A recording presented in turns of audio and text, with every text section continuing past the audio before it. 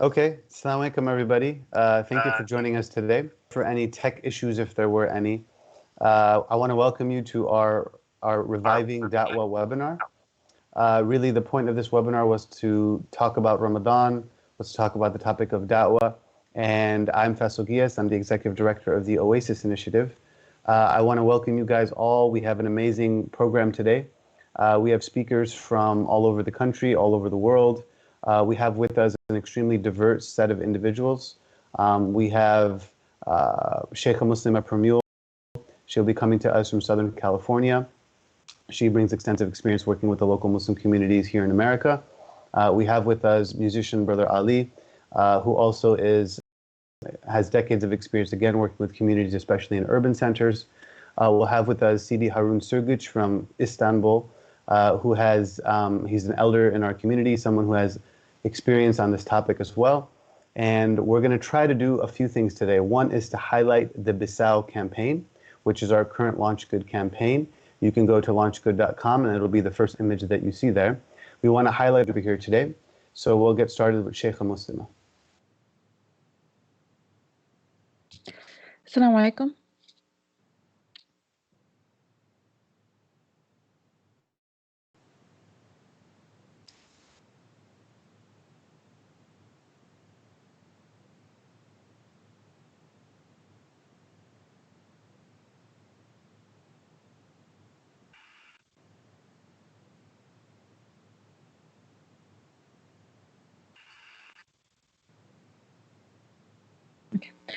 Assalamu alaikum.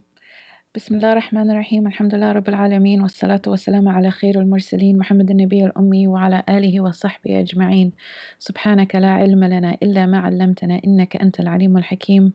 Rabbi shrah li sadri wa yassir li amri wa hlul 'uqdatan min lisani yafqahu qawli. It's really truly an honor to be here for this program and for the Oasis Initiative. This topic is something that it was such a bold topic that I talked to the organizers and I said, reviving Dawah, like it's so bold, I'm a 90s or 80s child. So that's maybe something I heard in America growing up when I was a kid, the word Dawah, but I actually haven't heard anyone say that word and those two terms together for a very long time. So when I heard the topic, it actually brought flashbacks of myself growing up. And when it brought me back, actually, when I hear the word Dawah, it took me back to my college days, to a university here in Southern California, UCSD. We had something called a Dawah table, and it had pamphlets on it, and people would come by and they would ask us questions. We had this, and many of you might be program called Islam Awareness Week.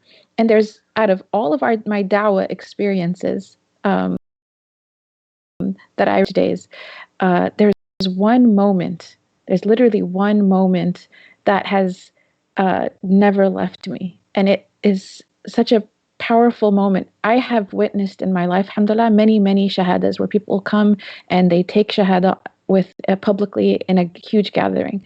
But this was a moment where I actually saw the transition in someone's face where they went from curiosity to belief. Like I was there when the sister, alhamdulillah, we had a sister or a young woman who was coming to our Islam Awareness Week. And she showed, this is an event, by the way, that for those of us who were active in our MSAs, a lot of time, effort, money, planning would happen for this week-long of Introduction to Islam programs on campus, and the whole hall would be full of Muslims.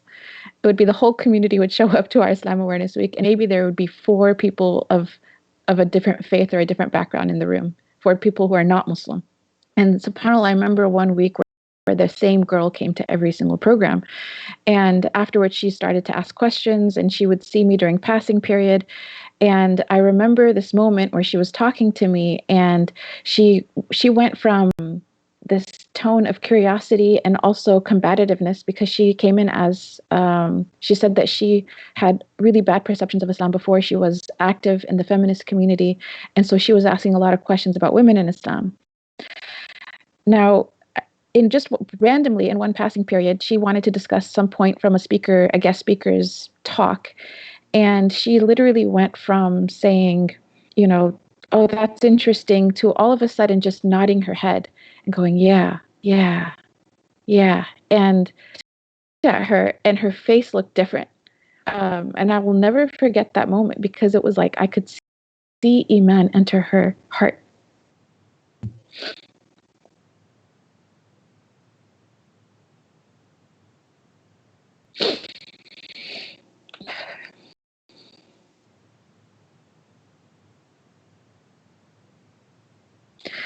Sorry. So that is a very priceless moment to me. It's, if we were to ask everyone, you know, what is one thing you would never give up? The coronavirus can take lives from our community. It can take health. It can take so many things. We're in shelter in place. There's a lot of things we're willing to give up, but the one thing none of us would give up is our faith, is our iman. And I've heard, you know, something Afghans say when a calamity befalls them. They say it often. They said it during the Soviet invasion. They would say it during any type of situation that's difficult. They would say, "Shukr Musliman astim," like Alhamdulillah, we're Muslim. Like, if no matter what's going on, Alhamdulillah, we're Muslim. Meaning, if we die on Islam, that's all that matters. That's all there is. And the Prophet Muhammad talked to us about this as well in a hadith that's narrated in Bukhari and Muslim. He told the companions, he said, "By Allah, that Allah guides one person through you is better than a herd of expensive red camels." And he was speaking in a language that they could understand in that time. What he was basically saying is that Allah subhanahu wa ta'ala could guide one person through you is better than all wealth. All of the wealth you can imagine is better than is nothing in comparison to this faith. And in the story that I mentioned, subhanAllah, when I look back at it, I was not the person who guided her. I happened to be a witness to her being guided. I happened to just be standing there at that moment and witness it. But it was the MSA, it was the institution, it was everybody who supported it. It was all the flyers, it was all the work that went into it. You know, it was the whole program that was placed there on the campus that became a cause for the sister to be invited to Islam. And the Prophet Muhammad ﷺ, he also told us that the one who guides someone to a good gets the reward of the one who did it. So if I guided you to something, or if I helped you to see something, if I put a flyer, we used to say this to our MSA members, like, if you put a flyer somewhere, and because of that flyer, someone saw it and they came to the event and they got helped, or they became Muslim, like, you get a share of the reward of the person who was speaking and was doing the dawah and was calling them, because you were the one who helped guide them to that good. And so in the end, it was a collective, right? It was a collective effort of people that came together for this one sister, subhanAllah, that I remember. And she, alhamdulillah, to this day, she is Muslim. She has a Muslim family. We're friends on Facebook. And it's just something incredible if we've ever witnessed it directly. And all of us maybe have at some point in our lives, whether it's people who have converted to Islam themselves and they can reflect on it, or even for those of us who were born and raised in a Muslim family, that's a privilege to be born and raised in a Muslim, a great blessing. And it's something that points to something that took place in our histories. Like I said, I come from Afghanistan. And so a long time ago, people came to my country, and lots of people accepted Islam on their hands because they took the time, the effort, the sacrifice to call my people. So generations later, I have a rich heritage of Islam that I was able to take from my parents, alhamdulillah, who took it from their parents. And my parents were able to raise me with Islam in a land that was so far away from their own, in America. And that's, again, like, if you trace that entire spiritual lineage, in Afghanistan, it's the callers who called my people to Islam. That's where all of the reward goes. Can we imagine any of the lands where Muslims live? Pakistan, India, Egypt, Morocco, Syria. Can we imagine had Islam not entered those lands, had callers not come to those people, what would those lands even be like? Who would those people even be? I mean, where would you be, right? If you were a Muslim who comes from, a land of Muslims going back generations, where would you be?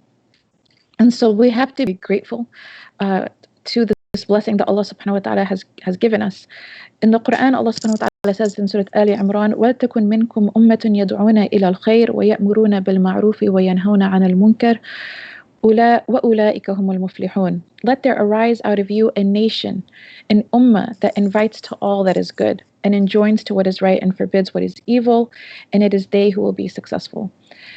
In this verse, Allah subhanahu wa ta'ala uses the word yad'u, invite. And that's where the noun da'wah comes from. We are people who, inshallah, we're supposed to be an ummah who is inviting to this way. And I guess a final thought I want to leave us all with is there's a difference between when one person accepts Islam, or they're guided to Islam, or two people accept Islam, and there's a difference between that and when people accept the faith. And this difference is so important that it's mentioned in the Quran. Allah subhanahu wa ta'ala says, وَرَأَيْتَ النَّاسَ يَدْخُلُونَ فِي دِينِ اللَّهِ أَفْوَاجًا. And when you see the people entering the way of Allah, the deen of Allah, in waves. This is a surah, it's in the last part of the Quran. We're very familiar with it. We're supposed to praise Allah. We're supposed to glorify Allah subhanahu wa ta'ala and seek His forgiveness. And what does Allah subhanahu wa ta'ala, what does He call this situation when that happens? He calls it victory, right? إِذَا جَاءَ the victory from Allah, and He calls it fath. He calls it a great opening. And this was revealed to the Prophet Muhammad ﷺ after Fath Mecca. It's believed by many Mufassirin. Some said after the Battle of Hunain. And when it was revealed, he actually, it said that he to his family, he said, "Oh Ali, oh Fatima, rejoice because the victory and the help of Allah has come, and I have seen waves of people entering the religion." And so, subhanAllah, that before the opening of Mecca, those who were converting into the religion from other parts of the Arabian Peninsula, they came in as a trickle. But it was after the opening of Mecca where people felt that he is the leader of his own city and the leader of the land with the holy site, with the Kaaba in it. And so they then recognized him. The religion entered into places like Afghanistan and Pakistan and Malaysia and other parts of what we call today the Muslim world. It entered those places in waves, right? It did not enter as a trickle. When I saw this, I did the tafsir of the surah earlier in the year for a class that I was doing, and I remember thinking to myself, wouldn't it be amazing if we had like a whole country or a whole nation just enter into Islam again? Like if we could just witness that, wouldn't that be amazing? If we could see, rather than just a few people, like an entire tribe of people come and accept Islam. And subhanAllah, what I didn't realize was that it's already happening. That is happening in Guinea-Bissau. That an entire tribe came and accepted Islam. That's an opening from Allah subhanahu wa ta'ala. That's a victory from Allah subhanahu wa ta'ala. It's hard to imagine that in the modern time, in the times that we live in, with all of the bad news and misinformation that people are spreading about Islam, for there to be an entire people, again, who come and enter religion in a wave, that's a blessing that we have to be very, very grateful for. And we should, inshallah, want to support in every way that we can. That's something, subhanAllah, I believe it's a sign from God. And again, for us to be able to help even one person to be guided to Islam is better than all the wealth that we can imagine. May Allah subhanahu wa ta'ala grant us that in this beautiful month. May we be supporters of the guidance of Allah subhanahu wa ta'ala and be able to reap the rewards, inshallah, for being of those who supported faith entering into the hearts of other people, inshallah. Barakallahu feekum. Assalamu alaikum.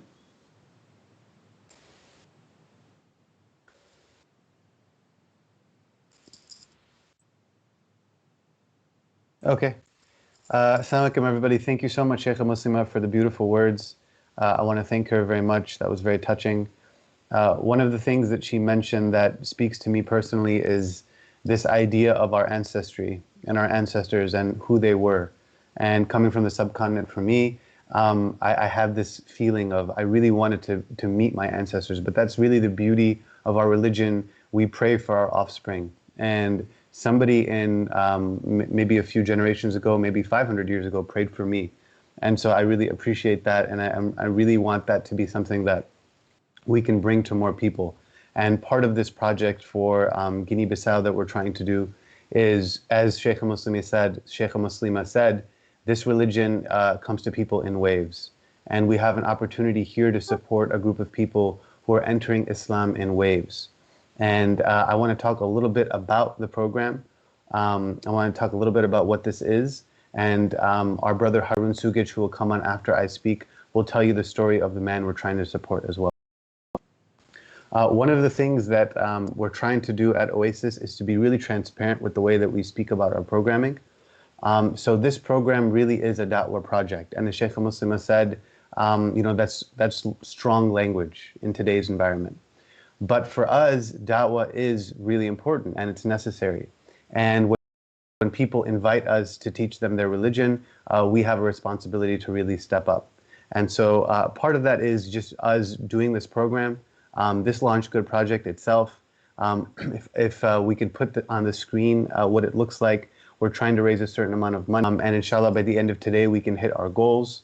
So I want to talk a little bit about the actual project, and it is a zakat eligible project, which I think is important to note for people who are interested in giving their zakat in this blessed month of Ramadan. I have a section that I called By the Numbers. If you go to the website, and that's at launchgood.com/Bissau project. Our admins will link it on YouTube and Facebook as well.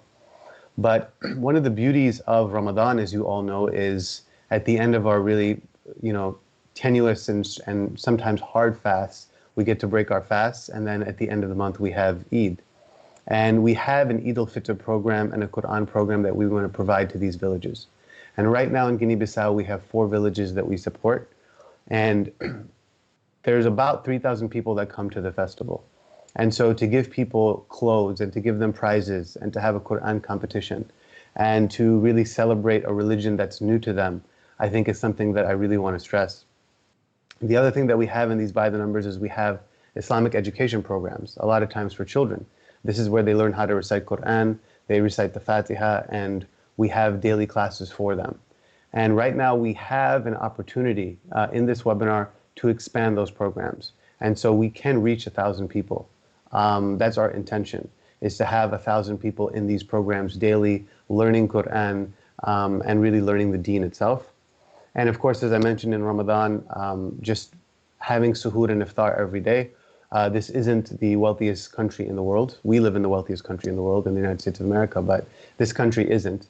And we want to provide suhoor every day to the villages, and we want to provide iftar every day to the villages. So this again is part of our program, what we're trying to do here. I know it's a communal program. We're trying to support a whole village, and obviously there's a lot of needs. So again, I just ask all of you, if it's possible, to go to our website, launchgood.com/Bissau project, and really give. I want to move on now to our brother Harun Sugich. He lives in Istanbul, Turkey, currently. He's someone who's an elder in our community. He's somebody who we definitely look up to as a mentor. He has an amazing book. He has 2 books that I really love, but one of his most recent book is called Heart's Turn. And he's going to talk a little bit about a chapter in the book today, which has very much to do with this time and the person that we're trying to support in Guinea-Bissau. So we'll move on to him now.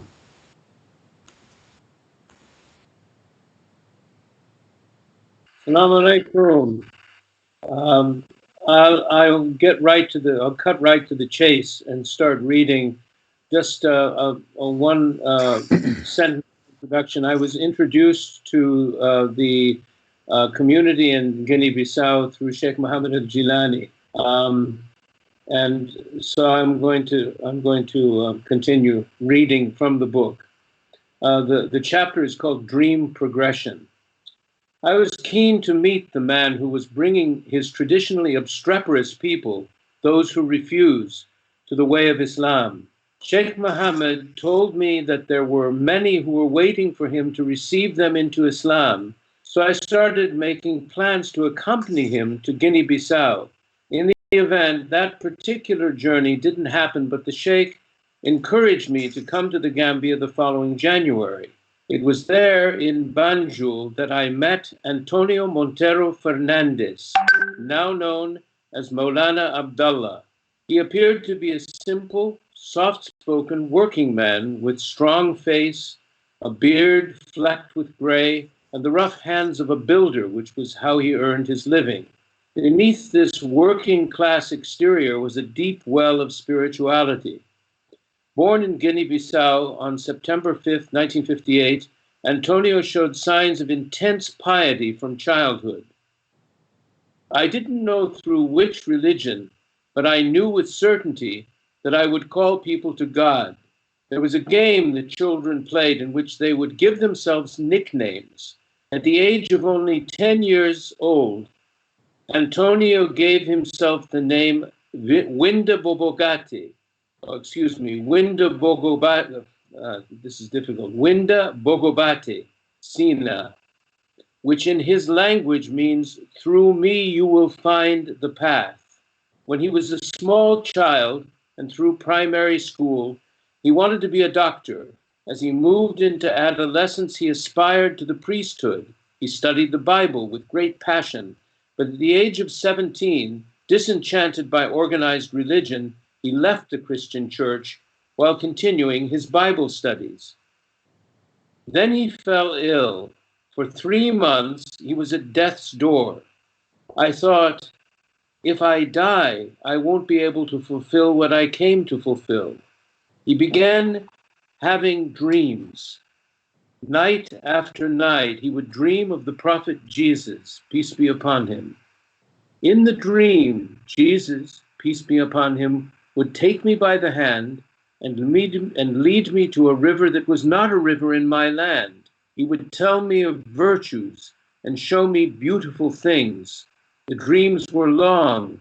When I returned to myself, I realized that if I had seen an angel, I would die. But as I have seen a messenger, I will continue to live.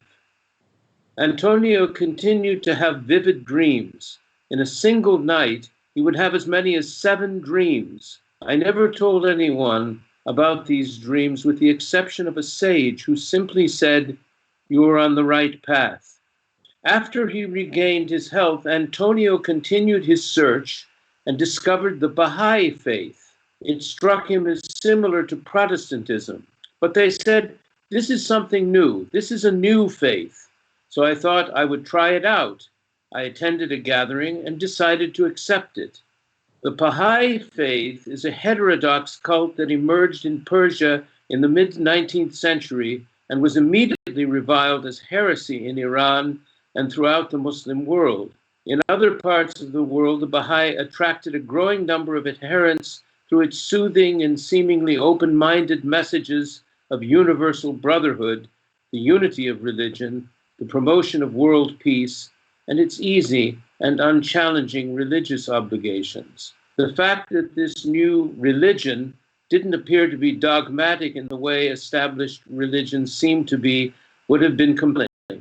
Antonio learned the fundamentals of the faith and began to teach and call others to Baha'ism. It was, in a way, a vehicle for his charisma.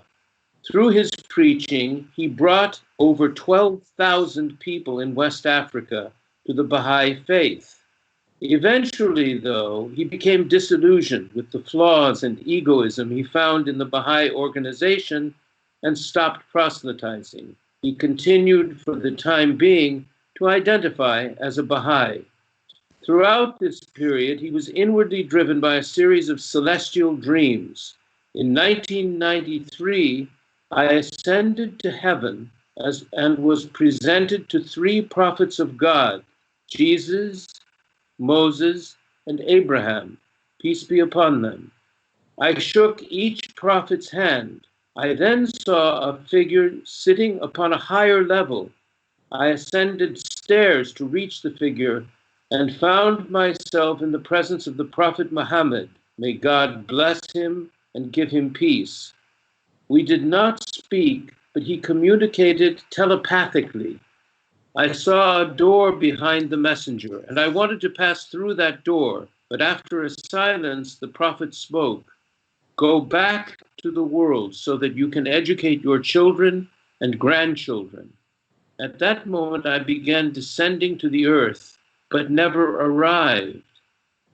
My daughter at the time was only 5 years old, and when I awakened from the dream, I thought it will be a very long time before I'll have grandchildren.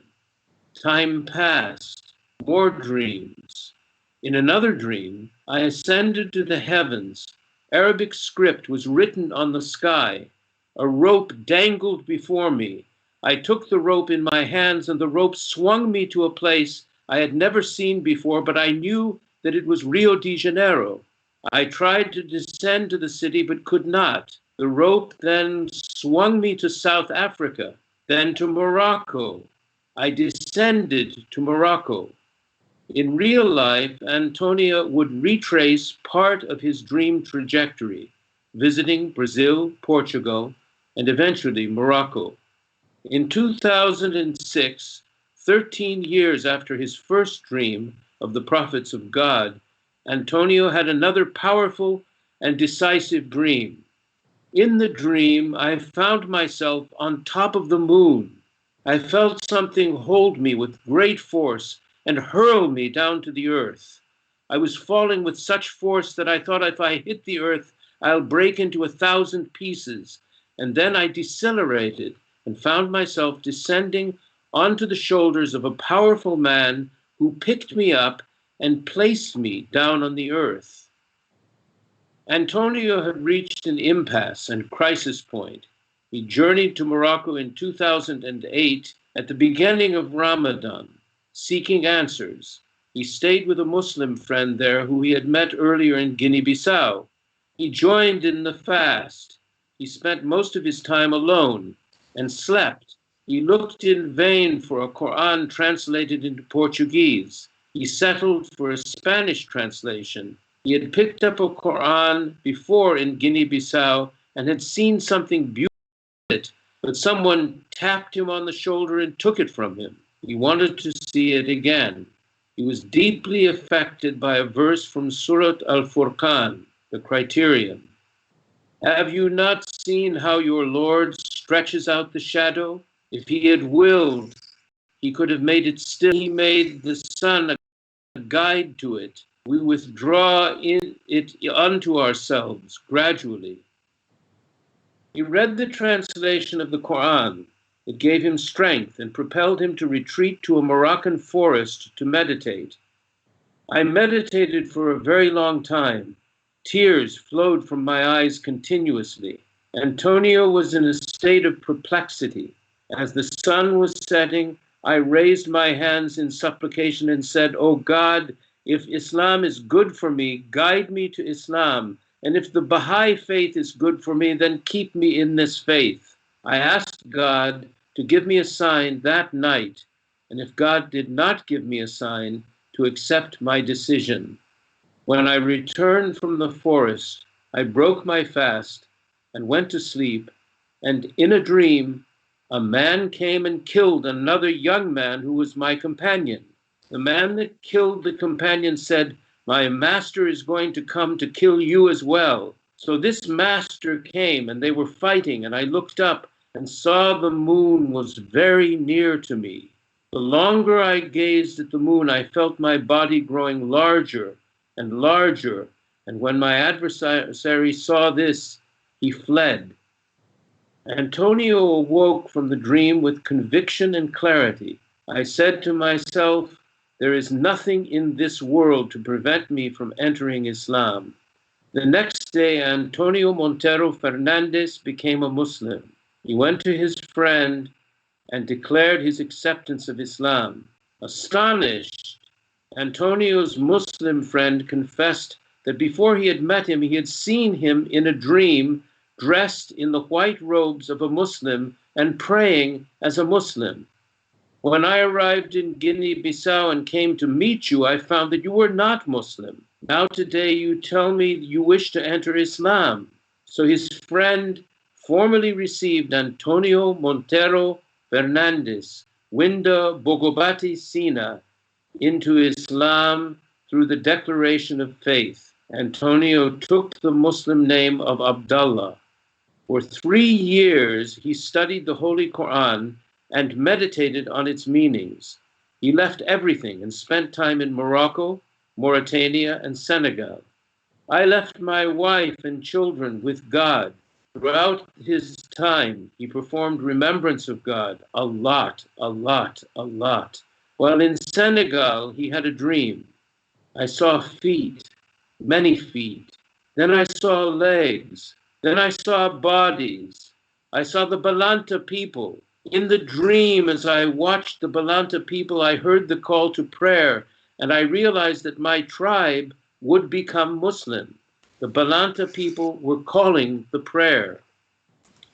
Through this dream, Abdullah became convinced that the Balanta were already spiritually Muslim. It was then that he decided to call his people to Islam. The very next day, he returned to Guinea-Bissau and began. I went from village to village. I would spend 3 months in one village teaching my people about Islam. I gave them the freedom to study and find the secret themselves. The door was already open for him because he had already called so many thousands to the Baha'i faith. So he returned to these congregations and told them, I have reached the final message. It has been a progression, and the people trusted me. On the very first day he invited people to Islam, I met the powerful man in my dream whose shoulders I descended on. He was the chief of the village, the Tabanka, where I began calling people to Islam. That very first day, the chief and 1,500 men, women, and children of his people became Muslim. Within 3 days, 6,000 souls had come to Islam. Since that time, 17,000 Balanta people have entered Islam through the ministrations of this simple builder and inspired teacher who had tapped into the spiritual yearnings of ordinary people from his tribe. When one village would enter Islam, the neighboring village would follow suit and embrace the faith. 20 mosques were established. On the day I sat with Maulana Abdullah, he told me that 2 tribal chiefs representing 9,000 souls had just asked him to call them to Islam. There are 400,000 Balanta people in Guinea-Bissau, and I believe that every one of our people can enter Islam, but we are time. I went away after Maulana Abdullah related his story and realized that I'd forgotten to ask him how it was he came to the guidance and teaching of Sheikh Muhammad Haidara al-Jilani. Months later, I put the question to Sheikh Muhammad himself. I should have guessed the answer. He had a dream.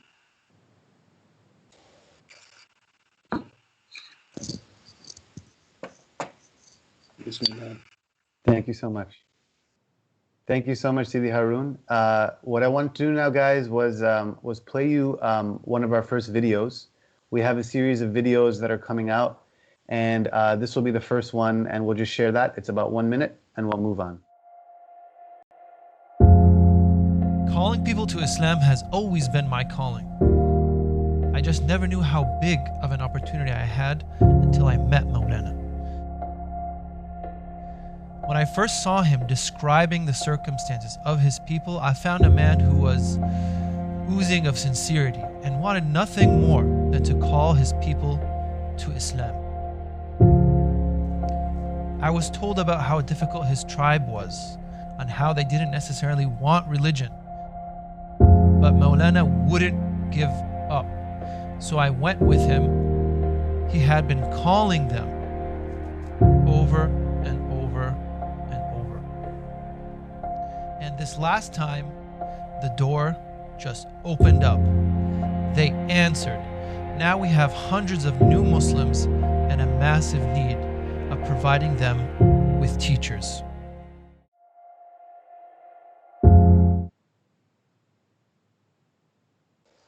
Assalamu alaikum, everybody. So that was one of our videos. We plan to release a few more in the month of Ramadan.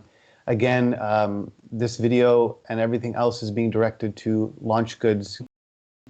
You can go to launchgood.com/Bissau project. And I want to thank Sidi Haroon for that beautiful reflection. And again, his book is called Heart's Turn. You can get it on Amazon. You can get it at Mecca Books, wherever you guys buy your books from. I want to introduce our next speaker. This is Shaykh Walead Mosaad. He's based on the East Coast. He's a great friend of mine, an amazing human being. He's the scholar in residence of Sabil Collective, and it's a community that is global. And right now, he's in Cairo, and he's going to give us a few words. So we'll introduce Shaykh Walead now. Thank you so much, Shaykh Walead.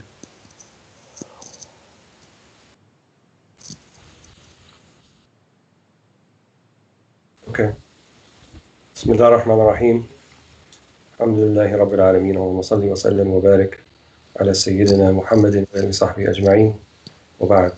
So thank you, Sidi Faisal, and everyone at Oasis Initiative for this, I think, tremendous project in Guinea-Bissau.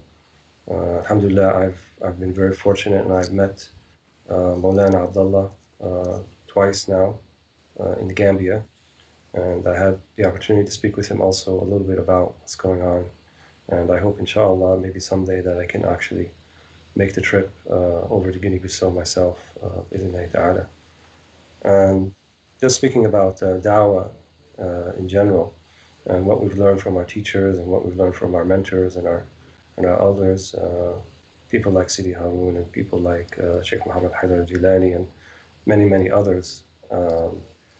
Imam al-Sha'rani, he says that what we owe to humanity can come in three sort of distinct levels. In other words, how we deal with other people. What is the minimum that we owe them, and what is the most that we can do for them? So he said the minimum that we should be able to do for people is do them no harm. So any interaction we have any other being, whether it be Muslim, non-Muslim, in fact, that holds true for any being, anything that Allah subhanahu wa ta'ala has put on the face of this earth. There's a certain sacrosanctity, inviolability about that, and it should be respected, what's called a hurma, kind of a sacredness. So we have the ability in this beautiful deen of ours to kind of sacralize everything. Everything is sacred in a sense because it is represents the choice of the divine, of Allah subhanahu wa ta'ala. So the minimum thing we should do is not hurt anybody and not harm them. And that entails also to even tolerate harm coming from them to us. And the hadith of the Prophet ﷺ, la darar wa la dirar. There is no harm and there is no reciprocating of harm. And many of the scholars have said this is one of the quintessential teachings of the Prophet ﷺ, one of the quintessential hadith, in the sense that you can summarize many, many, many teachings of our Prophet ﷺ, even in this one hadith. And he said the second level is that we should bring good to them. So minimum, don't do any harm to them. Beyond that, we should bring something good. So they come out of an interaction with us, or out of a relationship with us, or an ongoing relationship with us, with something that is of benefit. And the Prophet ﷺ said, خَيْرُكُمْ أَنْفَعَكُمْ لِلنَّاسِ. The best of you are those who can bring the most benefit to others. And I hope that we can live up to that. But the interesting thing, what he said, is the highest level, the most that you can do for humanity, is to take them by the hand and lead them to salvation, which in essence means da'wah, which in essence to call to Allah subhanahu wa ta'ala. And this is really why we're here.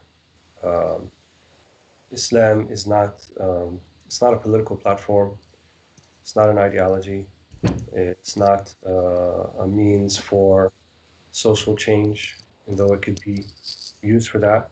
But ultimately, the reason that we're all here is that so we may know Allah subhanahu wa ta'ala. And if Allah subhanahu wa ta'ala has given you some knowledge of God, then there's an added responsibility upon you, and that you have to call others to Allah subhanahu wa ta'ala. And this is what our Prophet ﷺ sacrificed everything for. This is what he would always say in his dua. He would always say, Ummati, Ummati. And all of these people are Ummah. All of these people who lived after the time of the Prophet ﷺ, all the people in Africa and in Asia and in South America and in Europe and in North America and in Australia and in Antarctica, if there's any people there, they are all part of our Ummah. They are part of the Ummah Muhammadiyah. On the Day of Judgment, we will all walk behind the Prophet Muhammad ﷺ. And that is quite an honorable thing. And furthermore, we, inshallah, from Ummat al-Istijaba, we answer the call of the da'wah. At least we have done so outwardly, and we hope, inshallah, inwardly, that we can live up to that outward claim. And if that is the case, then we have an added responsibility, and it's also an honor to be able to call to Allah subhanahu wa ta'ala. And Allah subhanahu wa ta'ala describes the Prophet sallallahu alaihi wasallam, وَدَاعٍ إِلَى اللَّهِ بِإِذْنِهِ وَسِرَاجًا مُنِيرًا. So he is the da'i, he is the one who calls to Allah بِإِذْنِهِ, by the permission of Allah subhanahu wa ta'ala. So there's sort of a divine sanction or a divine mandate if Allah subhanahu wa ta'ala puts you in a position to bring others to God, to bring others to Him.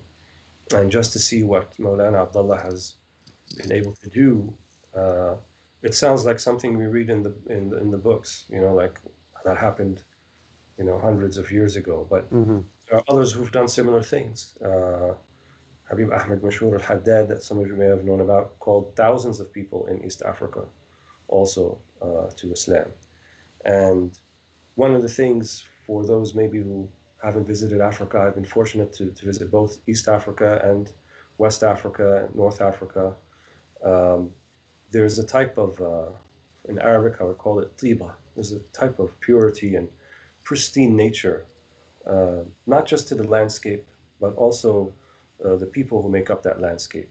You don't feel that people are conniving, or it's kind of, you see what you get, and there's kind of a genuineness about people there. And I think that's one of the reasons, perhaps, that they readily accept Islam when it's shown to them in the right way, when it's shown Islam as it is presented by the heirs of the Prophet Muhammad ﷺ.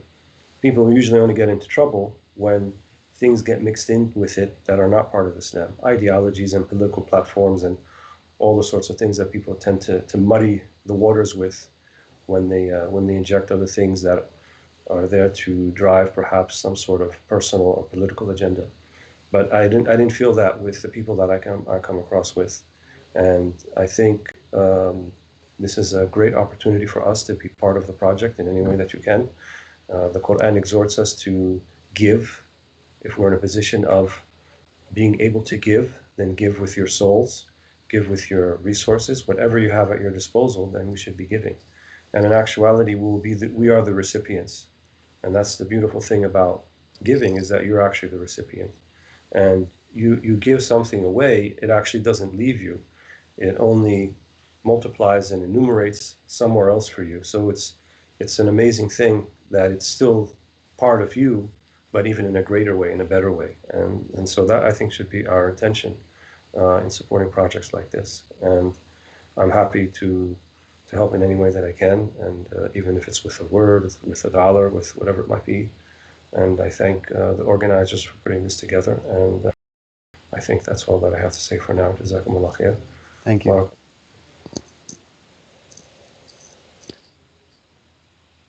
Thank you so much, Shaykh Walead. Really appreciate those words and your reflections. And I wanted to talk a little bit more about the project, because we've kind of gone into some speakers now. We've heard some of their stories. We've heard some of their nasiha, their sincere counsel. And I wanted to talk a little bit about us, about how we're sort of approaching this project. One of the things that I always find important is talking about your values and talking about your principles. And one thing that we feel is very important to highlight is that we are driven. As we talked about, as Shaykh Walead mentioned, he's met Maulana, as Harun Sugich mentioned in his book, Sidi Harun did. This is a locally driven project. And when we have locally driven projects, what we want to do is just be facilitators. And being a facilitator is really great, because it allows you to use your global networks like we're doing here in this campaign. And it also lets you bring in a global network of people like yourselves who can hopefully help with these projects like this. So one thing is we're locally driven. We employ trusted leaders from the Bissau community to drive our programs. Another thing that I think is very important for us is that we're ethically grounded. We have fair pay for teachers and staff, and we find that essential to our success. As a Muslim community, we have to get used to investing in the infrastructure. If we're not going to invest in our staff, if we're not going to invest in our teachers, this is the issues we find ourselves in, which is a vacuum. And we don't want any vacuums in these countries, so we want to remain grounded in that fair pay. The other thing that I want to say here for the webinar is We kind of talk about it takes a village to raise a child. Well, it takes a village for da'wah. And we want to invest in the infrastructure of the village itself. We want to repair walls. We want to fix roofs. In certain societies, sometimes they come to us, for example, in Guinea-Bissau, and they say, someone just needs their roof fixed, or, the imam of the mosque might need some help. So how can we sort of provide a humanitarian level of support? That's something that we really feel important. That is important. And then the other principle that I really think is important is value added. And we, in our societies, even in the United States of America, tend to take our teachers for granted. We sort of just expect them to teach and that's it. What we want to do is we want to introduce in this part of the world, in Guinea-Bissau, the concept of continuing education. And these teachers in the villages that are teaching Islam to hundreds of people, they need to be taken care of and they need to be given more skills and more training. And so we have in this project, something that again I really want all of you to support, is continuing education quarterly with quarterly intensives and also bi-yearly intensives. So we have different programs. We have people that come from Al-Azhar University in Cairo that will be teaching them religion and teaching them different things that are really important to continue their skills, both in Islam and also as human beings who are trying to get better. What I want to do next is talk about, I think we should just introduce our next speaker. And before we introduce Imran Malik, we're going to play a video that he made. Imran Malik runs Imran A. Malik Studios. He just recently graduated from Zaytuna College. He's a dear friend of mine, somebody who's extremely artistic, someone who is extremely talented. And he actually went when we had the mass conversion for a lot of Muslims that Sidi Harun mentioned in the book. Imran Malik went with a group of people, and we want to play his story now that he put together. This is part of a larger documentary that he was making about the project and about just the concept of da'wah and his job as a documentarian is to sort of give us insight into what his trip was like. So we're going to see a really amazing 3.5-minute clip right now, and we'll play that for you all. Thank you. I flew into the Gambia with 40 pounds of camera and solar power equipment strapped to my back. At Sheikh Mohammed's house, we packed into 2 cars and began a trek through Senegal and then into Guinea-Bissau. Our delegation was 12 people. Our intention was to witness and celebrate 2 villages that were embracing Islam. The journey took over 20 hours. Guinea-Bissau is an impoverished country, and for years has been plagued with drug trafficking. That's why when we finally got into Guinea-Bissau, every 20 minutes or so we hit another checkpoint. It must have been about 60 in total. Just 10 miles from the first village, one of our cars got stuck on an unfinished road. They had to turn back. The Balanta people have known Muslims for a long time. The only reason these villages are embracing Islam now is because the call is coming from one of their own elders, a man known throughout the country simply as Maulana. Maulana had arranged for all of the elders, youth, and young men and women of the village to take their shahada with Shaykh Muhammad Haidra al-Jilani. An la ilaha illallah wa ashhadu anna Muhammadan Rasulallah. After the 2 events in 2 villages, Sheikh Muhammad and the rest of the delegation went back. Sirajuddin, Arthur, and myself stayed behind for about 10 days. We were there to support the new Muslims as best as we could.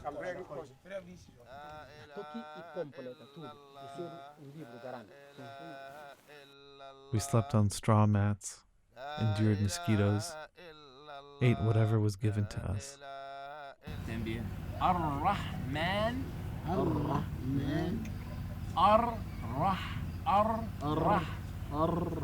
Then within a few days, Ramadan began.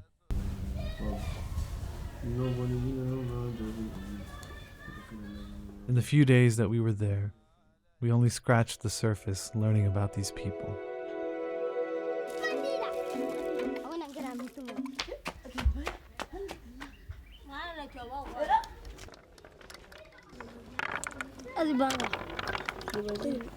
Their needs are many.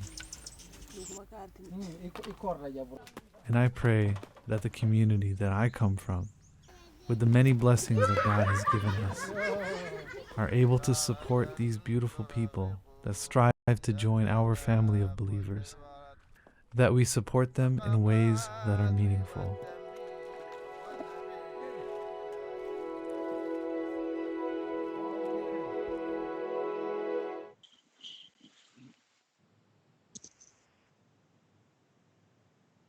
All right, Assalamu alaikum. I want to go ahead now, after just really listening to that beautiful video and that beautiful story, to talk to the person who actually shot the story and gave us that story. And for 5 minutes, I just want to talk to our brother Imran Malik right now. And perhaps, Imran, you can speak to us a little bit about your experience going to Guinea-Bissau. You mentioned 20-hour journey. One thing that stood out to me in the video was your, there's some beautiful images of just living life in the village.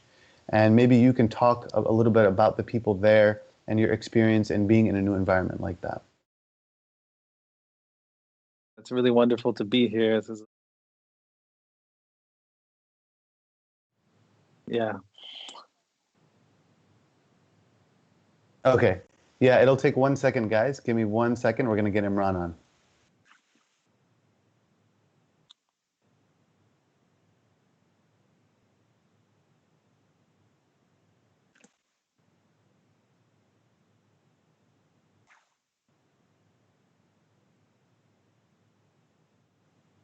Okay, alhamdulillah. Okay, assalamu alaikum, everyone. It's so wonderful to be here, to hear such beautiful words about this project. Sidi Harun Sujich's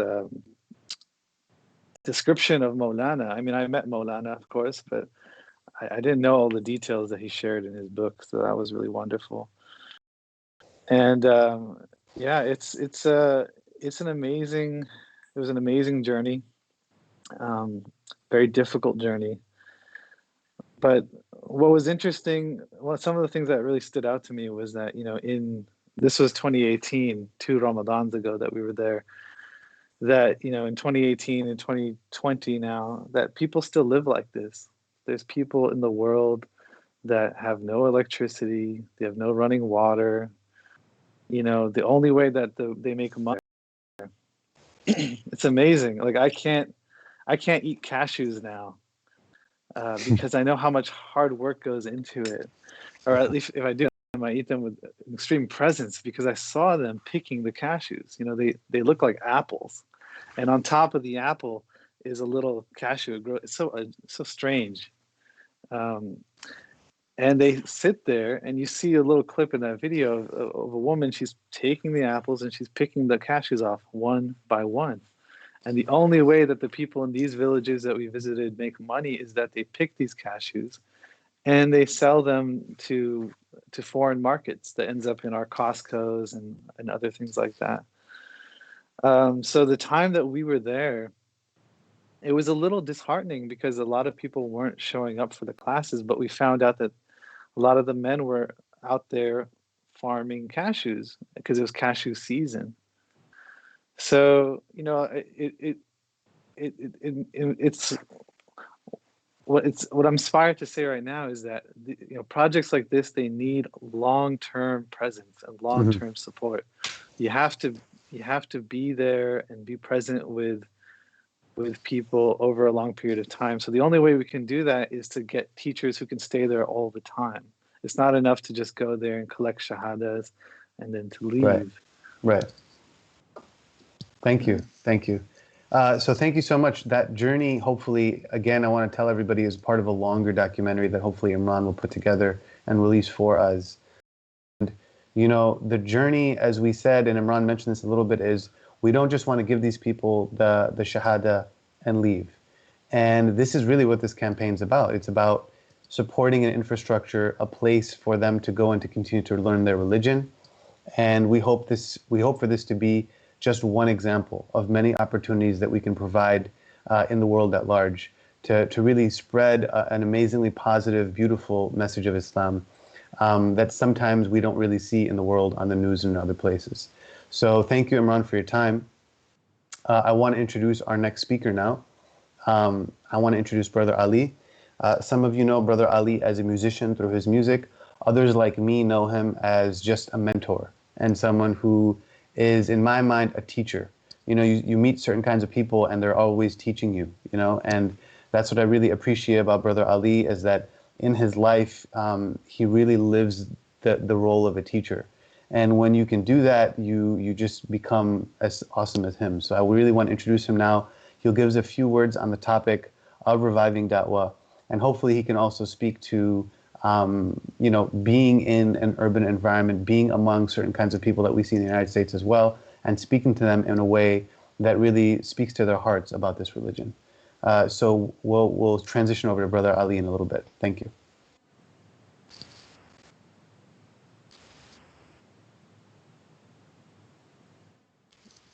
Yeah, I noticed that.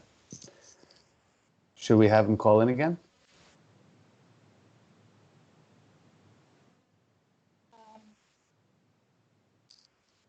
Okay. Yeah. Sorry, guys. We're experiencing a little technical issues getting Brother Ali on the line. Give us just a couple minutes and we'll try to get him on.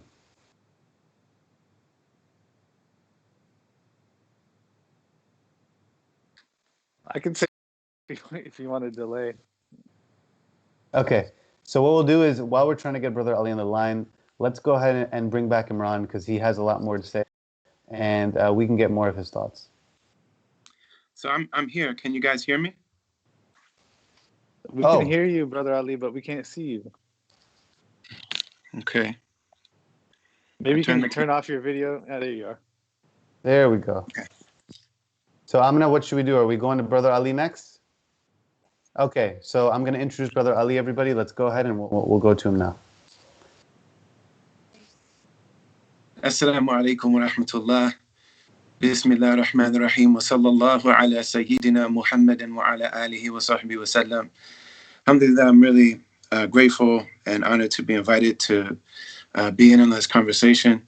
I really want to thank our teacher, Dr. Umar Faruq Abd Allah. Faisal, I want to thank you for your work. Also, the people that are doing the difficult job of all the technical, bringing all the technical things together. I also really want to thank Shaykh Muslema and also Shaykh Walead. It's really important that we understand that we take our religion from qualified scholars. I mean by qualified scholars are people who have dedicated their adult lives, all of their waking moments, to learning, understanding, to memorizing the Quran, memorizing texts, and doing so with living teachers who have been trained and molded throughout their lifetime, and have learned this religion from the human touch and from the experience of sitting with their teachers on back to the Prophet Muhammad sallallahu alaihi wasallam. I think it's really good that artists like myself and my dear brother Imran, who really has done wonderful work, not only with his podcast, but also, and the podcast that he's done for Zaytuna and for others, but also with this project seems really dope. I've had the blessing of visiting the Gambia twice, and have met Maulana Abdullah. I haven't been to Guinea-Bissau yet, but I'm really, really grateful that that the work is being done. Also, our dear brother Sirajuddin, who is a young emerging scholar of his own. Alhamdulillah. I just want to say a few words. I've been asked to say a few words about the subject of inviting people to the religion of God and to the religion of the Prophet Muhammad sallallahu alaihi wasallam. The reality is that Allah subhanahu wa ta'ala has invited us, and the Messenger of God, prayers and peace be upon him, has given an invitation that applies to all of the human beings living from his time until the day of judgment. And so literally the neighbors that we live with, all of them have been invited by these two specifically, by God himself and by the Messenger of God sallallahu alaihi wasallam. And so those of us that are in the role of sharing and extending that invitation to people, we really do it on their behalf. So of course it's not a small thing, as we all know. If in former times I would have said if the president asked you to invite someone to the White House on his or her behalf, but I don't feel like using that analogy today. But if someone of very high stature, if Sheikh Muhammad Jailani, for example, were to say, "Hey, can you invite so and so to come to my house?" The role of extending that invitation, how we would say it, the way that we would word it, the way that we would try to explain to the person what a big invitation that is, would be related not necessarily to us, but based on the honor that we have in being the connection between the one who is invited and the one who has been invited. And so that's the role that we have. Shaykh Muslema mentioned these waves of people that are invited to Islam and that enter into Islam. I'm the product of one of those waves in the United States of America in this century. We all know that there were, and Dr. Umar Faruq Abd Allah has given us great instruction on the reality that there were large numbers of West Africans in the Americas who were Muslim before Columbus and before the Europeans got here. But then there was a large wave of people that were enslaved. And those people had a high percentage that were Muslim and lost that connection over the time that they were in the Middle Passage, but especially once they got to these shores. And so there was a period on a project of hundreds of years of institutionalizing methods for people to lose their outer knowledge of their language, of their culture, of their religion, of who their families are, of who their tribe is, of their names. So all of the things that connect a person to meaning and identity in this world or in this plane, this 300-400 year project has been afoot to remove all of that from the people who are the children of the enslaved Africans in this part of the world and around the world. In 1930 and in the early 1900s, there were several attempts made by people who came to invite specifically that group of people back to Islam. And they found that it was really difficult to do so. In 1930 is when the Nation of Islam was born as we know it today. There were projects, of course, before and after that. But the Nation of Islam, as we know it, was born in 1930. And from the early 1930s until 1975, Elijah Muhammad was the leader of that organization. Elijah Muhammad is somebody that we don't know for being an incredible orator, but he's a person who inspired the great Malcolm X. And he's a person who inspired the great Muhammad Ali. And he's the person who inspired so many from that community. And there was a large, over that 45-year period, a large number of people in the urban centers that entered into Islam. And the message at that time was that Islam is a religion that comes to tell the truth and that comes to speak against evil and to speak for good. So the message in speaking to the power of the system was to critique the things that were about the society at large. So they critiqued white supremacy, they critiqued anti-blackness, they critiqued the war machine, they critiqued the prison industrial complex, and they spoke that truth to power. But they also had a message to individuals that said that in our community and in our personal lives, that our relationship with God and our ability to be empowered is related to our applying the guidance of the religion of Islam to ourselves. And so even though people like to drink the way that they do now, even though the way people liked marijuana, the way that they love it now, even though people love to have non-committed relationships, intimate relationships and romantic relationships, the same way that people do now. The message was always that amongst ourselves, that this is a religion that comes to clean us up and to give us good character.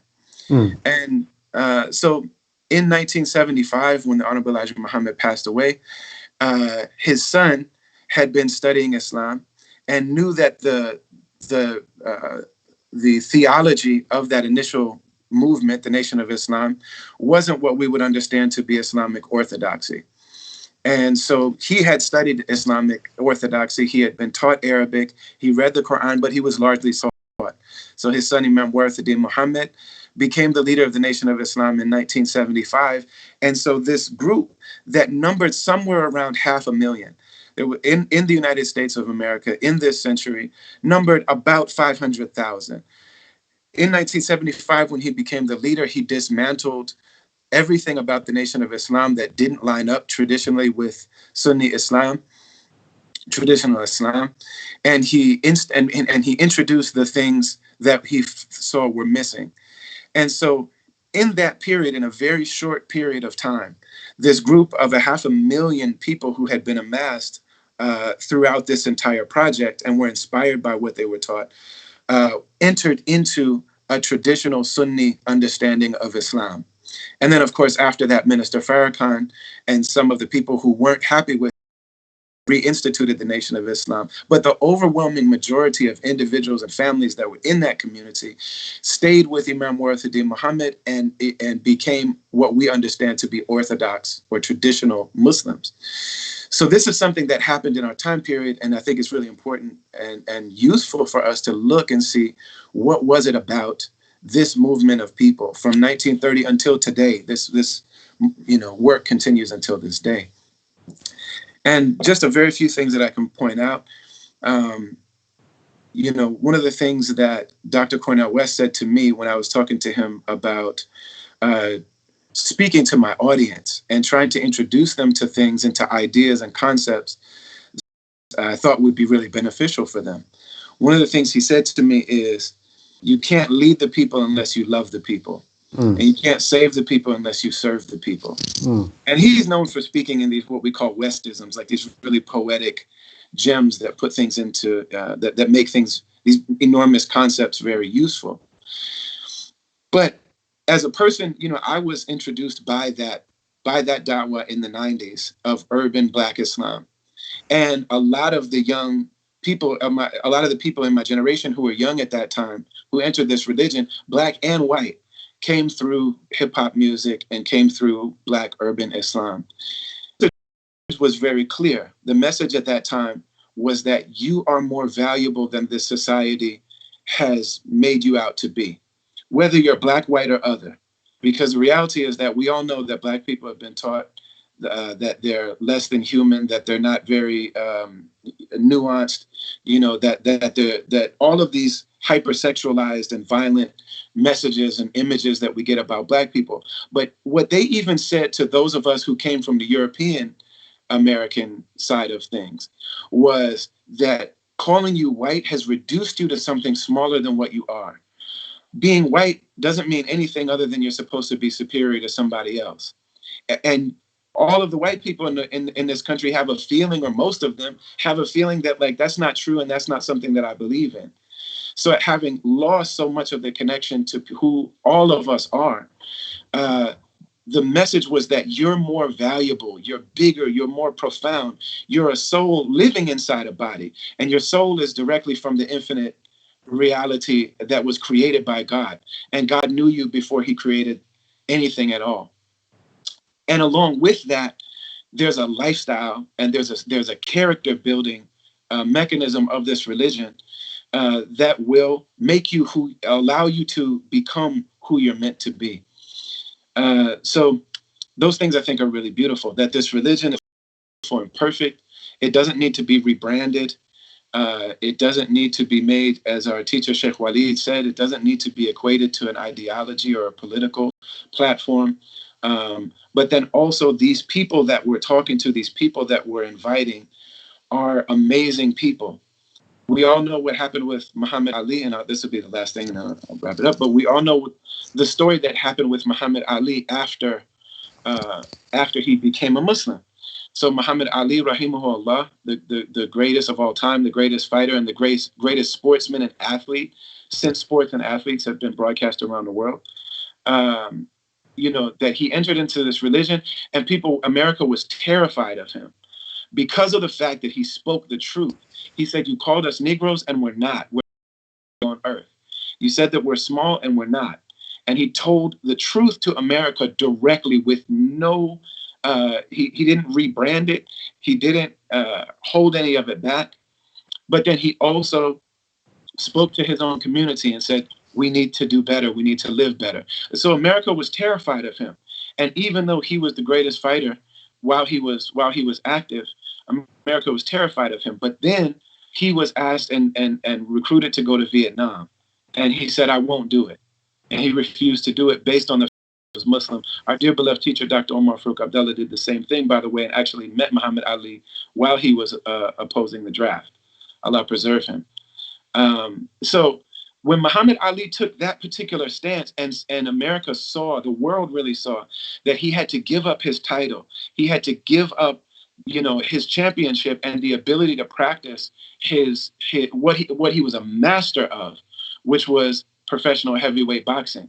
He was the most famous person. He was in the prime of his career, and he walked away from it. And he said, if you can take my title, you can take my ability to fight, but you can't take what I believe in. And if you send me to jail, I'll go to jail.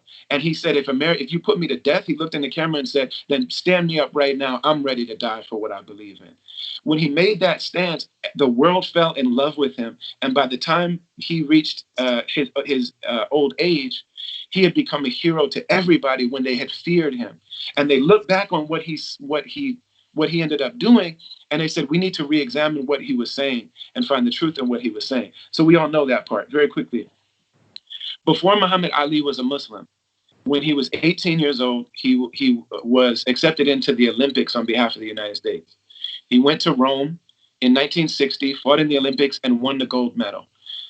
He beat all of his opponents, and everyone had to stand there while the U.S. flag was raised. The national anthem was played for the United States. He came back to Louisville, 18 years old. This is the greatest accomplishment of his life. Didn't know that he was going to go on to be the most famous human being on earth of his time. And he had his gold medal. He wore it everywhere he went. He said he showered with it. He wore it all the time. And he would go in Louisville, Kentucky in 1960 to restaurants where his family couldn't eat, where his people couldn't eat. They didn't serve what they called colored people at that time. But because he had the gold medal, because he was from Louisville, they would let him eat there, and he could bring his mom and his family and all these people. And so he thought it was a beautiful thing. He had done this for his country, and he was starting to reap the rewards of it. His mother went back to one of those restaurants with some other family members one day after church because they wanted to eat there. And they knew that now, well, we're from the Clay family, and so we're allowed to eat here now. But Cassius Clay wasn't there with his gold medal. And so they said, I'm sorry, we don't serve colored people here, and you can't eat here. When Cassius Clay, this is before he became Muhammad Ali, when he got that news, they said, your mama can't eat at the restaurant because you're not there. And it clicked in his mind that if this gold medal doesn't mean that my people are free, if it just means that I'm going to have these privileges now, but my mother isn't free, my people aren't free, then this medal means nothing. And he took it to the Ohio River, which runs through through Kentucky, Louisville, and he threw his medal in the river. Nowadays, we talk about, and Shaykh Walead's courses, that he's doing right now, which is an amazing course on the discourses of Shaykh Abdul Qadir al-Jilani, Ridwan Allah, talking about the idea of zuhud, of being willing to give up the things that we have in the dunya, including people's, our prestige and all of this stuff, to not have those things, that we can have them in our hand, but never in our heart. And so this was in Muhammad Ali and in his family before he became a Muslim. And we could tell story after story of all these great people that come both in this society and others. And the reason that I say this is because of the fact that the people that we're reaching out to, whether we're talking about, the people in Nebraska and Kansas and Georgia, where Dr. Omar grew up, or we're talking about, the people in Detroit or in Louisville, or, and also in the suburbs. All of these people that we share life with day in and day out, these are God's people. And what's inside them is not just the reality, not only the reality that it's their right to know God, it's their right to know him properly, it's their right to know the messenger of God, sallallahu alaihi wasallam, a human being can become. But it's also the reality that they have what we in our community need. Allah put inside of them what we us to be who we're going to be. If you look at the great work that Dr. Omar has done on the reality that when people enter the religion, they bring with it all their creativity, all of their collective and their communal experience and knowledge and expertise and wisdom. They bring all of that into the religion, and they actually create, once we're exposed to the tradition, it creates this really amazing new energy that allows to have revivals of the tradition and revivals of the religion. So alhamdulillah, I'm grateful to be with you all. God bless you all. Assalamu alaikum. Ramadan Mubarak. Thank you, Michael. Thank you so much, Brother Ali. I really appreciate the words and the wisdom. Thank you so much for joining us. Thank you, everyone, for joining online. For those that missed Brother Ali's part or Shaykh Walead's part or Shaykh Muslema's part, we will post the full recording, so everyone will be able to watch this later. I want to thank Brother Ali. I want to thank Harun Sugich. I want to thank Imran. I want to thank everybody that spoke today. At this point in the program, we're kind of coming to a close, but this is really the part of the program where I'm asking you, and we really need to reach our mark today. We have donors who want to match. If we can raise another $10,000, they might match that. So what I'm asking all of you right now to do is to go to launchgood.com/Bissau project and really give as much as you can today, with the intention that we want to give not just out of the goodness of our heart, but we want other parts of the world to really share in this blessing of Islam, and also, as Brother Ali mentioned, for us to learn. And one thing I can say about being in West Africa is that when you meet people, they're so beautiful. It's very clear that I have so much to learn from these people, whether they, can read as well as I can or have a master's degree like I do, has absolutely nothing to do with it. And the beauty of human beings is that you see light on their faces, and we really want the people of Guinea-Bissau to really feel supported. And one of the things that they've always said to us, and Imran can mention this as well, is people always come. People always come and they bring money and they bring food, but they leave. And part of what we're doing for this project, for the Bissau project, is we don't want to leave. We want to support these people for generations to come and keep them not just in the religion, but support them and be a part of their global community. So God bless you all. Please do donate as best and as much as you can. One of the things that we want to do is also share how to get involved. We want to share the word about the campaign. We'll post a link to the WhatsApp group where you can join and you can spread messages on WhatsApp as well. So we have a variety of ways we want you to be involved. Your prayers obviously are extremely important, especially in the blessed month of Ramadan. The campaign will last all of Ramadan. So we ask that you give as much as you can. And inshallah, we'll move on now to Dr. Umar Faruq Abd Allah. He's the scholar in residence of the Oasis Initiative. Dr. Umar also very much believes in this project, and we'll hear a few more words from him about the topic of reviving Dawah. Bismillahir Rahmanir Rahim wa sallallahu ala Sayyidina Muhammadin wa ala alihi wa sahbihi wa sallam. Ramadan Mubarak to all of you. We've now begun the fast by the grace of God, and may God give you strength and success and acceptance in this wonderful month. We are not able to do the things that we're used to doing in the month of Ramadan, but we can do those as much as possible at home. We can do substitutes for them. You can pray Taraweeh on your own family, and you don't have to be a hafiz. You can just work on the verses and surahs that you have recited, that you have memorized, and recite them. And you can also use this as a time to do other good things as well. So make the most of this Ramadan. God has willed it to be like this, and He will not hold you responsibility. He will not hold you responsible for anything that is beyond your capacity and yet you cannot do.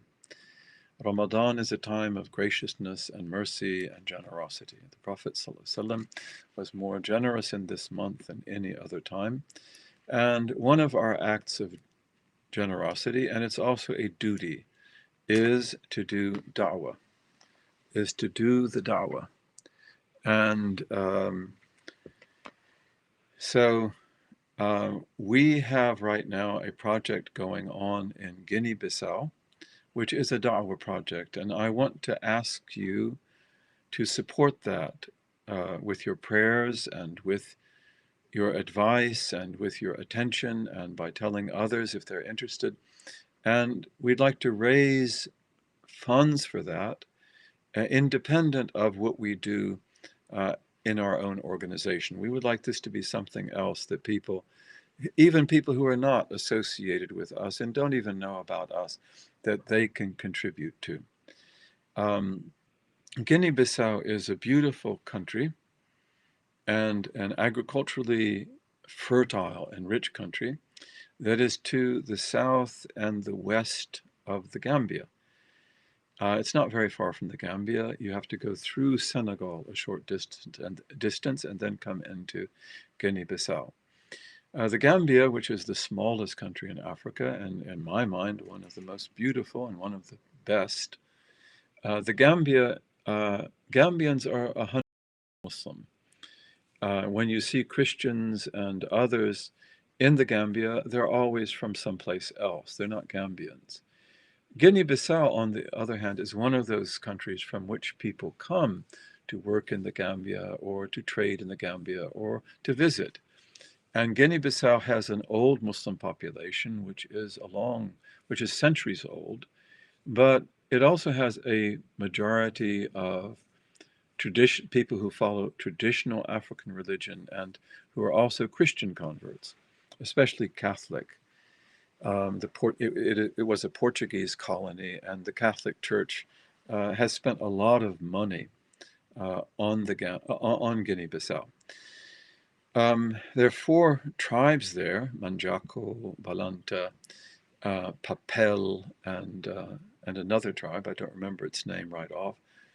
And the Manjacos have been coming into Islam for some time, but the Balanta, who are perhaps the most dominant tribe, they are people who always refused. And because they refused adamantly, the Mandinkas who tried to bring them Islam called them Balanta, which means they refuse. And so they're the refusers, but now the refusers are beginning to accept. And this is something that has happened in recent years. It happened, first of all, by a number of individuals who became Muslims, and in the cases I know, then came to the Gambia, memorized the Quran, and stayed there. And then also there was a man who had embraced Christianity. And in the wake of his conversion, because he's also prominent in the Balanta tribe, we began to get big conversions in the tribe. Sometimes the conversion of an entire tribe, or I should probably say here, clan. And then also Islam began to spread more and more among the Papel and among the Manjaco and among others in Guinea-Bissau. So this is really important work. This is a major qurbah, something that draws us near to God. And we ask you to be as generous as you can possibly be with that. And we will try to be as effective and as efficient as we can possibly be. The ummah of the Prophet Muhammad sallallahu alaihi wasallam is not just you and me. That's a false understanding or a limited understanding. The ummah of Muhammad is all of creation. And the ummah of Muhammad includes people like you and me, of course. We're the first ones that come to mind, and we're the ones who bear the responsibilities. And we are called ummatul ijabah. We are the ummah of acceptance, because the call of Islam came to us or to our forefathers and mothers one way or another, and they or we accepted it. So that makes us part of the ummatul ijabah, the ummah of acceptance. And then you have ummatul da'wah. You have the ummah of the call. And that would be the Balanta who haven't converted, and the Papel, and the Manjacos, and others, and everyone in the world who doesn't belong to Ummat al-Ijabah. So, and this is a major obligation of our time. And one of the signs of the end of time is that people who were our enemies, sometimes our bitterest enemies, and the Balanta were like that, they now become our friends and they begin to convert.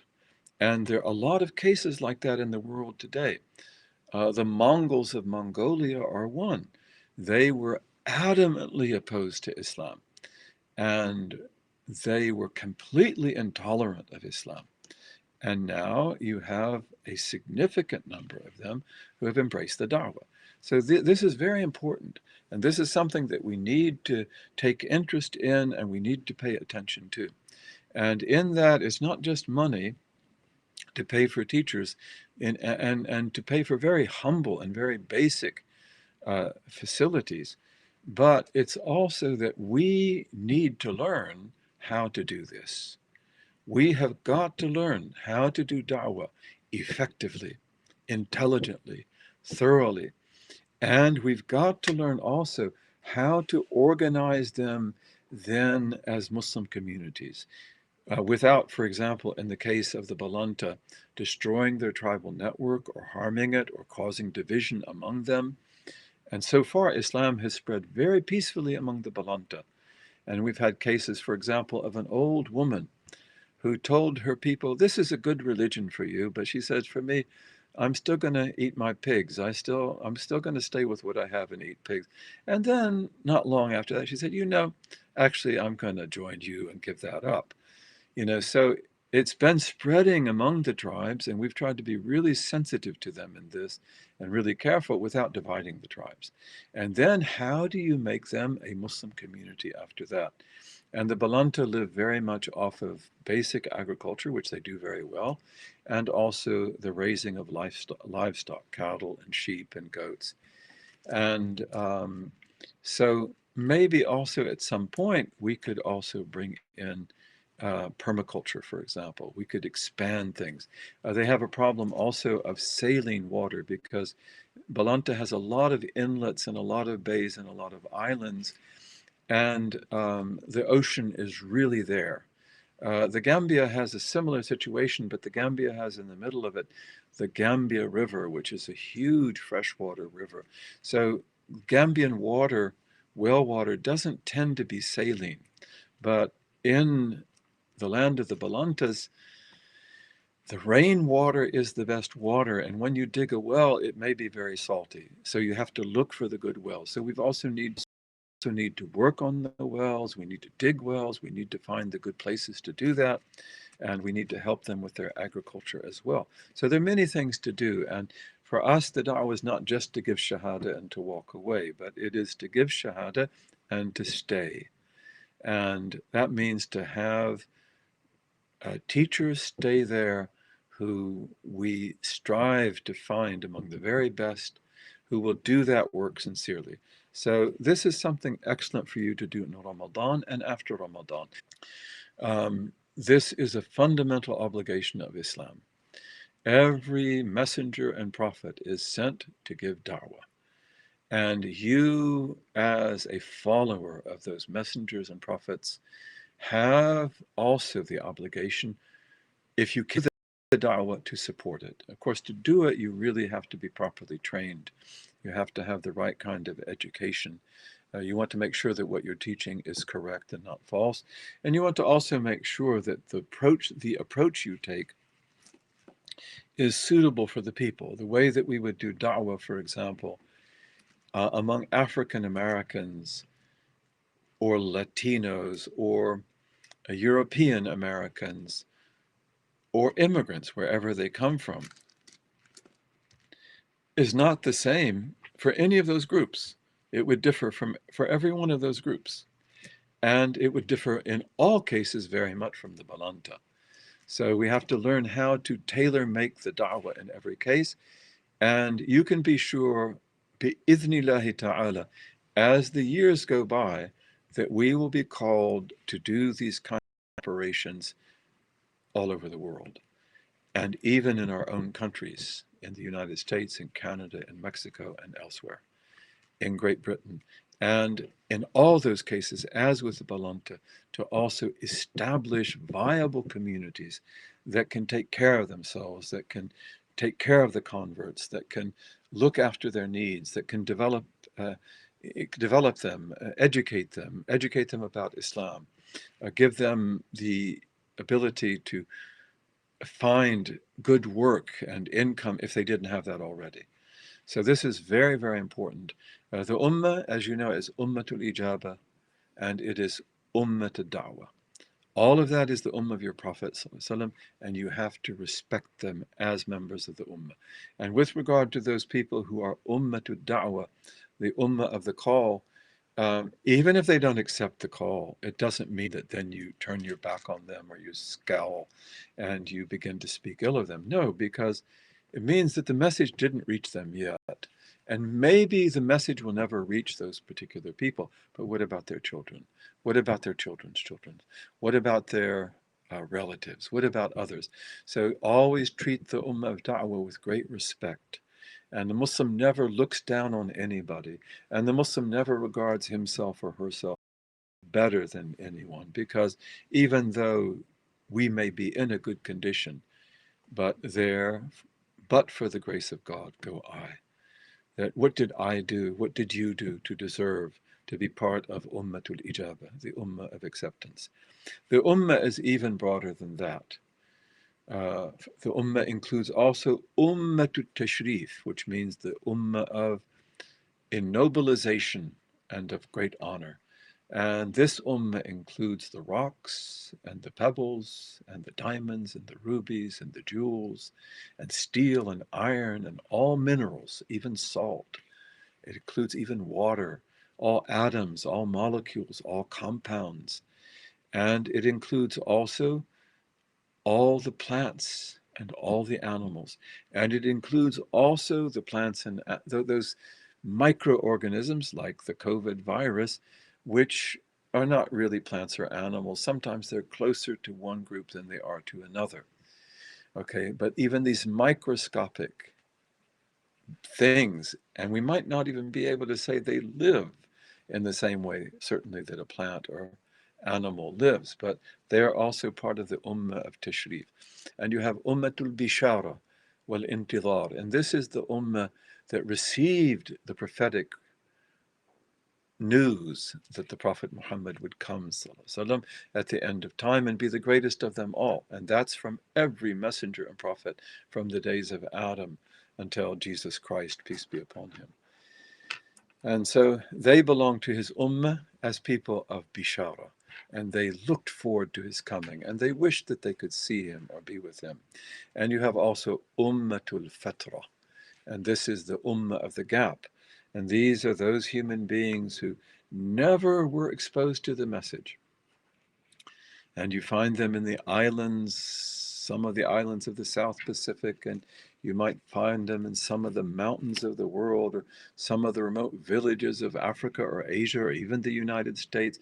And they may be people also that about Islam, and they heard about someone called Muhammad, but what they heard was so distorted and so false, it didn't count as God's mercy to them, because what they were told Islam was, such as today when people think Islam is the same thing as terrorism, well, that's a good excuse for them, and it's a huge burden upon us, because we have to show that's not true. So may you open up your hearts in this month to the entire Ummah, which is all of creation from beginning to end. And may you give great attention now to Ummat al-Da'wah. And may you try to spread the message there. Help us to do that, and help us to establish a community that will be the very best and will be a model community for West Africa. God bless you and protect you and give you good. Waffaqakumullah. والسلام عليكم ورحمة الله وبركاته. بسم الله الرحمن الرحيم وصلى الله على سيدنا محمد وعلى آله وصحبه وسلم. Ramadan Mubarak to all of you. We've now begun the fast by the grace of God, and may God give you strength and success and acceptance in this wonderful month. We are not able to do the things that we're used to doing in the month of Ramadan, but we can do those as much as possible at home. We can do substitutes for them. You can pray Taraweeh on your own and with your family, and you don't have to be a hafiz. You can just work on the verses and surahs that you have recited, that you have memorized, and recite them. Repeat. Assalamu alaikum, everybody. Thank you so much. Thank you, Dr. Omar, for that recording. Those are beautiful words, and this is the part where if we were in a mosque, we would close all the doors, and everyone wouldn't be able to get out until we got more money. So that's what I'm going to try to do on the webinar. I want to ask you guys for your funds, and I want to ask you with sincerity that We will do our best to put this in the right place. We will do our best to support these people. And inshallah, if you can go to launchgood.com/Bisau project, this is your chance to give to something that's meaningful. This is a Ramadan campaign. So if you can give during this month, it is ideal for us. The page is up for 30 days, but really we want to try and match a generous donor's 10,000 today. If we can raise $10,000 more, it would really go a long way to hitting all of our goals.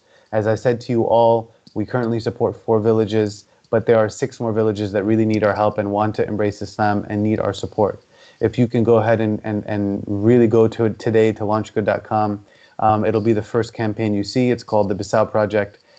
Please donate, and we really would appreciate it. And we want to thank you for being on the webinar with us. We want to thank you for joining us today. I thought the discussions were great. If you want to follow the media and some of the cool videos we showed, that'll be on the Oasis Initiative on YouTube, and also I will post it on Facebook. We also have an Instagram account called the Bisau Project. So thank you again to everybody. Again, please donate if you can in the next few hours. We'd really appreciate it. I'll just close with a short dua. Wa sallallahu ala Sayyidina Muhammad wa ala alihi wa sahbihi wa sallam. Alhamdulillahi Rabbil Alameen Ar-Rahman Ar-Rahim Maliki Yawm Al-Din Iyaka na'budu wa iyaka nasta'in Ihdina as-sirata al-mustaqim Sirata alladhina an'amta alayhim Ghayr al-maghdubi alayhim waladdallin Ameen. Thank you so much again. Take care. Assalamu alaikum wa rahmatullahi wa barakatuh.